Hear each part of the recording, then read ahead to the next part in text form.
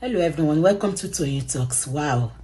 How are you doing? Anyway, checking koko kin now. Ẹ̀yin gidi èèyàn pàtàkì. Thank you all for watching. Thank you for following us. And if you're new here, we say you welcome. Thank you for joining us. Ẹ̀yẹ́ jẹ́ ká lájú òkú mọ́ yín lọ́wọ́ bẹ́ẹ̀. Ẹ mọ̀ pé àwọn náà lọ síbẹ̀ yẹn tán lọ pa àwọn ọmọ yẹn àbí wọ́n gbébọn lọ síbẹ̀ yẹn. Lack of organizers. American lack of government. You don't do anything. Àwọn tó wà lábùdá, you must arrest them. Àwọn tó Anambra, you must arrest them. Ẹ kó gbogbo wọn lọ sí court, ẹ lọ já gbogbo wọn sí prison, ẹ jẹ́ kí gbogbo wọn kú. So you will now see the aggressive of people. Ẹ máa wá rí i pé ìwọ̀nba táwọn èèyàn ṣe lábẹ́nú, táwọn èèyàn ṣe fún àwọn ara wọn lábẹ́nú, òun ló sì ń save the nation yìí. Ìwọ̀nba táwọn èèyàn ṣe lábẹ́nú, òun ló sì ń save country yìí. Ìwọ̀nba táwọn èèyàn ṣe fúnra wọn lábẹ́nú, òun ló sì ń save country yìí débi tá a wà yìí. N rò pé mo bí the level of hunger ṣe ẹ jẹ́ ká kú mọ́ yín lọ́wọ́. For your information, olórí yẹn náà faint nínú prison lánàá. So make sense. Èèyàn gáàdì owó ara ẹ̀. They had them money. Pé kí ni mo lè fi ṣe? Àǹtí Yínká TNT ń tẹ́ fẹ́ òun náà sàn ṣe báyìí. Okay, ẹ jẹ́ kí ẹ pa gbogbo wọn. Auto Bola eléyìí tó wú dúdú gbẹ̀yẹn. Ẹ sọ fún wọn ń tán fẹ́ wọn ti ń ṣe báyìí. Ẹ jẹ́ kán pa gbogbo wọn sí àmọ́ pé wọ́n fúnra wọn náà gbẹ̀bọ̀n lọ síbẹ̀. You know gbogbo àwọn òbí táwa gan sympathize pẹ̀lú kò yẹ ká sympathize pẹ̀lú wọn. Because what are you looking?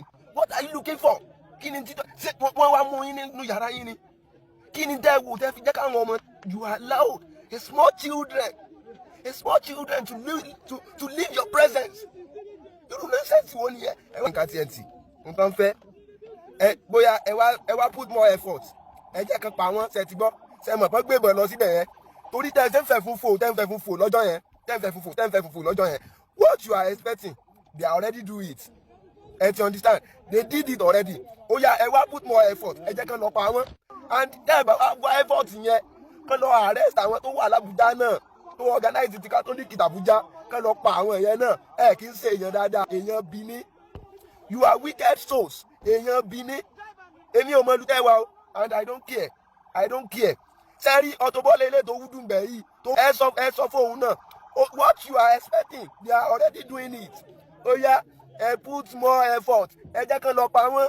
Sẹ́mọ̀ pé gbébọn lọ síbẹ̀ yẹn wọ́n lọ pa àwọn èèyàn ni àbí wọ́n pe àwọn sẹ́mọ̀ àwọn táwọn sympathize pẹ̀lú wọn kò yẹ káwọn sympathize pẹ̀lú wọn. They are just careless murder.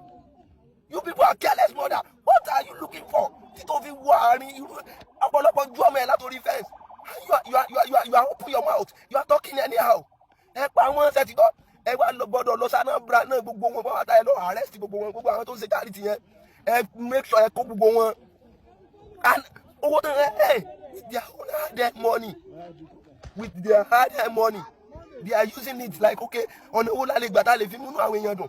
Ní last year gbé o Yínká TNT ò gbé o upper last year tí Naomi lọ ṣe Yínká TNT ò gbé o but tí nǹkan bá ti ṣẹlẹ̀ báyìí burúkú náà máa ń dúró sí bẹ́ẹ̀ sì máa ń ṣe nìyẹn ẹ put more effort ẹ mọ̀ pé wọ́n ti ṣe nǹkan tẹ́nì kò sí rí right kò sí wàhálà information tó kàn wá lọ́wọ́ sọ pé Naomi faint ó dákú ní prison Alhaji náà ṣe àwọn pé under treatment náà wà tọ́pẹ́ sọ pé káwọn ò sáré wá lọ́ọ̀yà dẹ̀ plead títí wọ́n gbà wọ́n yarí wọ́n ní rọ́ kò sí tó jọ wọ́n lọ́ọ́lé kò sí problem o ṣe mọ̀ pé àwọn náà lọ pa àwọn ọmọ yẹn bọ́n tiẹ̀ ṣe gbébọn débẹ̀ wọ́n bẹ̀rẹ̀ sí ní yín kàkàkàkà fún gbogbo àwọn ọmọ yẹn ẹ mọ̀ pé ó lágbára so kò yẹ kẹ́ ẹ má lè rìmáàdì wọn pé ok ẹ tiẹ̀ kọ́kọ́ lọ rìmáàdì wọn sí place if kan ní the medical treatment kẹ́ ẹ má fà á láwọn ṣe ti gbọ́ ẹ try ẹ jẹ́ kí nǹkan kò sí any one of them then you will see the aggressions of youth you will see the aggressions of the city you will see the aggressions of people